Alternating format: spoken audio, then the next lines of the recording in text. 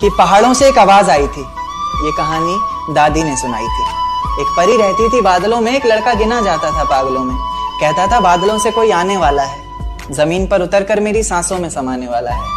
उसे बिना देखे इजहार करता हूँ, कहता था मैं उसे खुद से भी ज्यादा प्यार करता हूँ।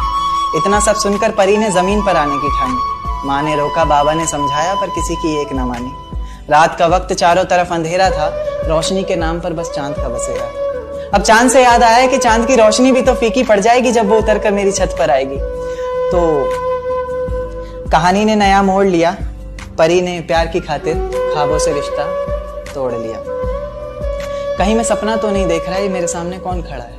कुछ बोलता क्यों नहीं, इस तरह चुप्पी साधे क्यों मौन खड़ा है?